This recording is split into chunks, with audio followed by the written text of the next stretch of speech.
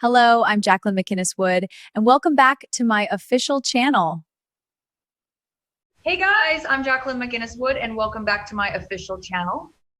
Let's just dive right into the absolute madness that is currently unfolding on our screens because my brain is completely fried today.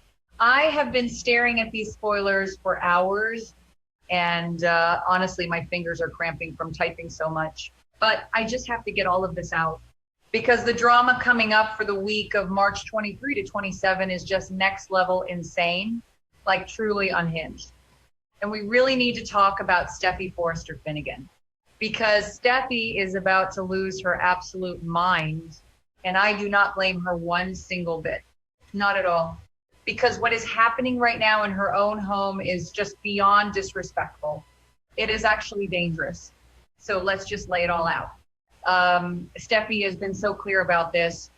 She has delivered warning after warning to Taylor Hayes. She sat her mother down and looked her in the eye and told her to cut ties with Deacon Sharp because Deacon is married to Sheila Carter Sharp, and Sheila is a literal psychopath. We all know this. The whole town knows this. But apparently Taylor just wants to ignore all of the red flags because she is lonely or bored or just completely delusional at this point.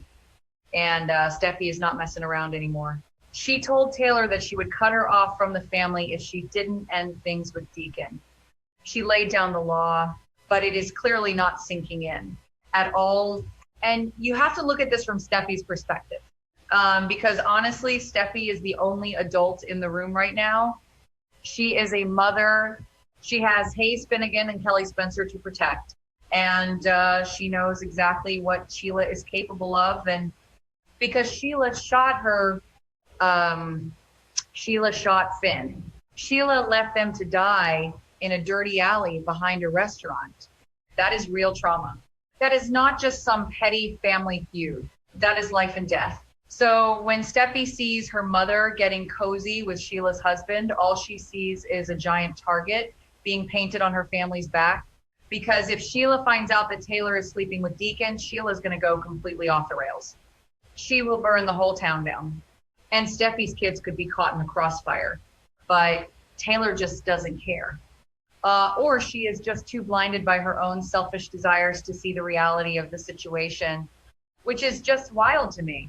Because Taylor is supposed to be this world-renowned psychiatrist, she has framed diplomas on her wall. She gets paid to listen to people's problems and give them logical advice. But she cannot apply a single ounce of logic to her own life. Her passionate desires are just completely overriding her brain. She is acting like a lovesick teenager, sneaking around, hiding in corners. It is embarrassing, honestly. And it is about to get so much worse because they are crossing a line that you just do not cross. Based on the preview video for the coming week, it looks like Taylor and Deacon are taking things to the next level. And they are not just doing it in some cheap motel. They're not doing it at Deacon's little apartment.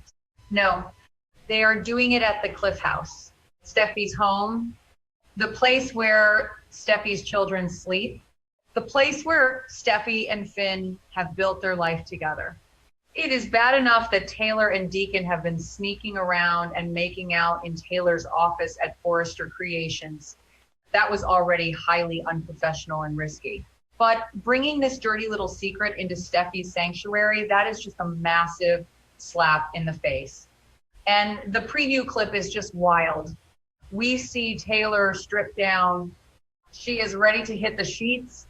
She has thrown all caution to the wind. And Deacon is right there with her.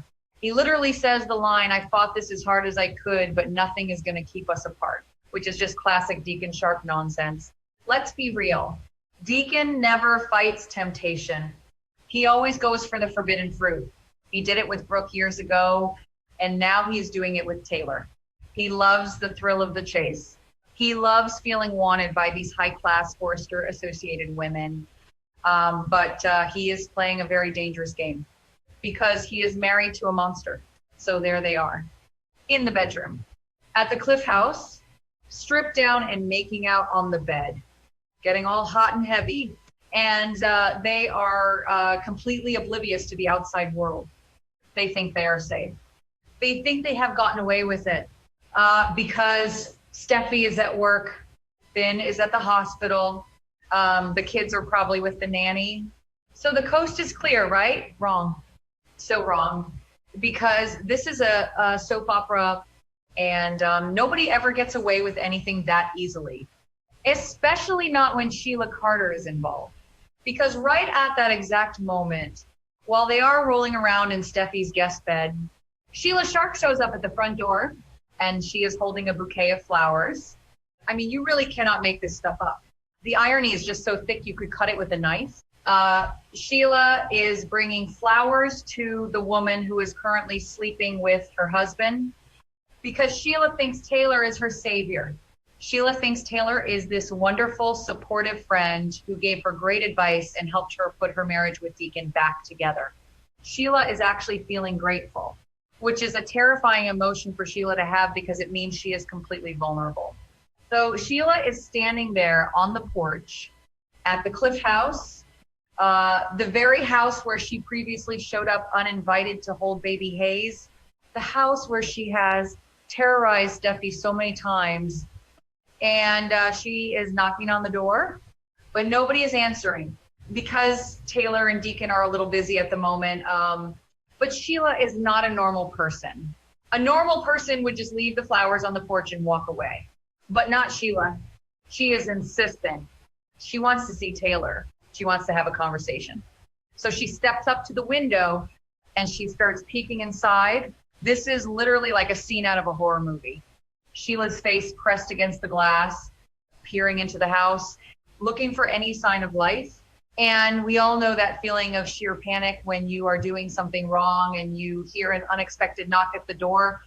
Imagine that feeling multiplied by 1,000,000, because the person knocking is a known murderer who cuts off her own toes to fake her death. If Taylor and Deacon hear that knock, the panic in that bedroom is going to be astronomical. Deacon is going to lose his mind.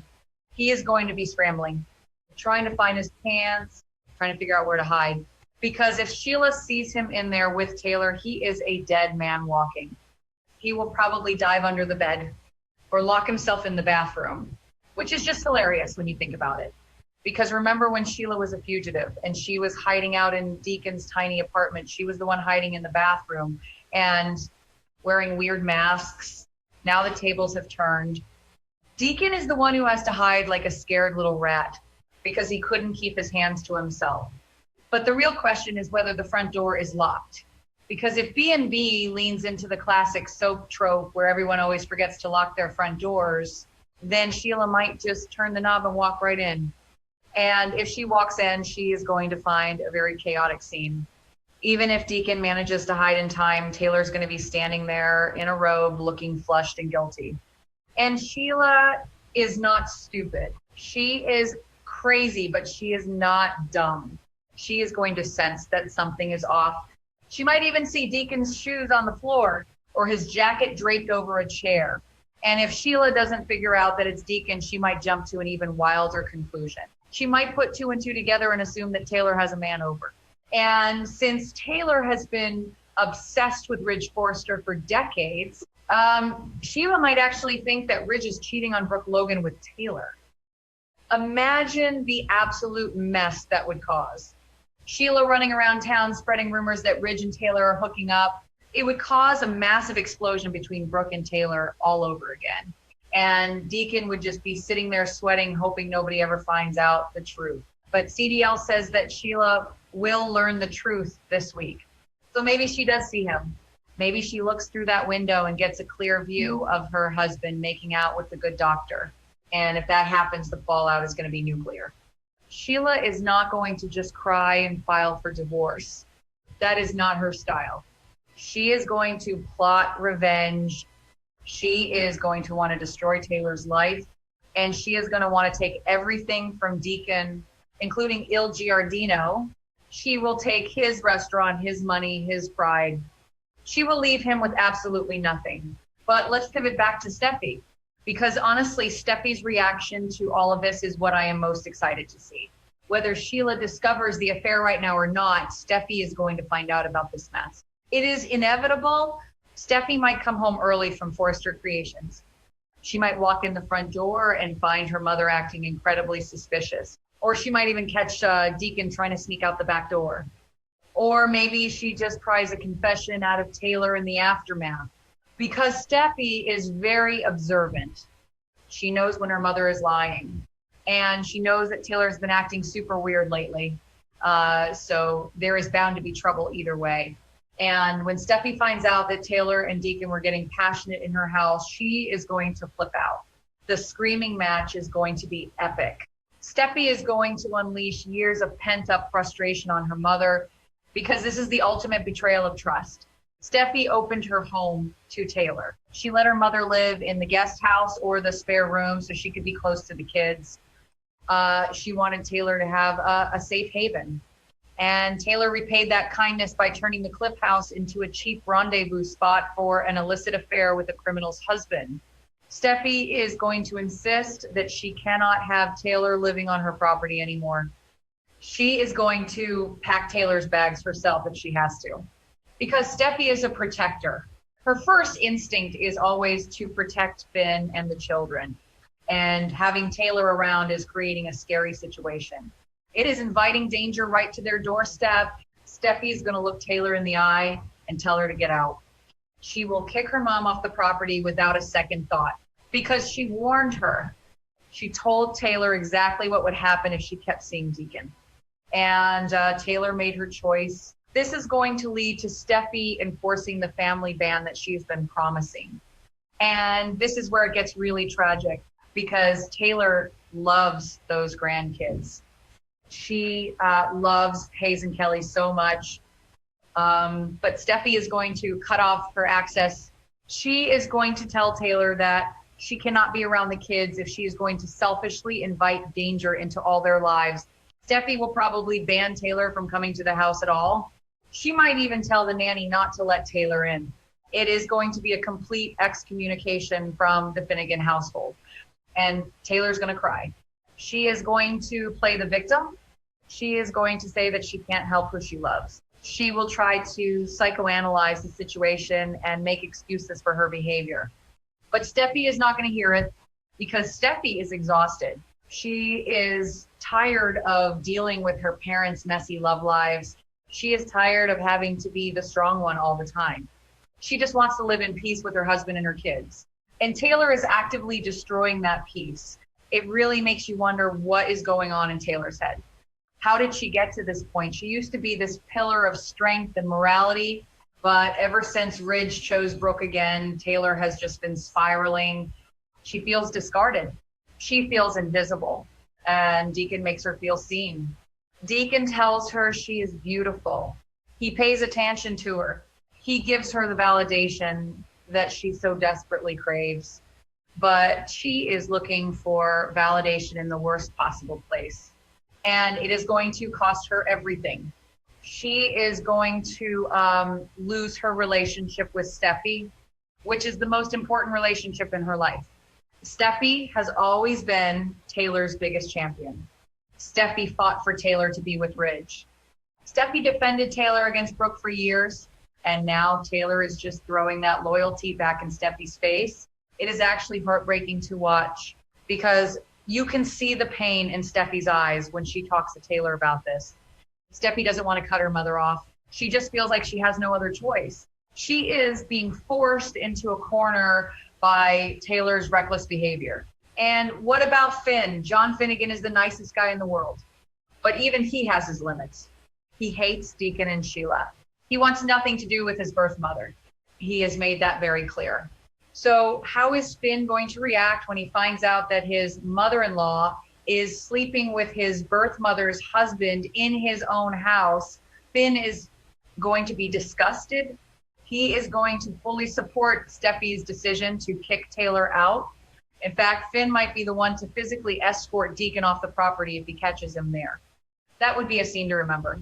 Finn just towering over Deacon and throwing him out the door. The spoilers say that Steffy and Taylor have more conflict in their future.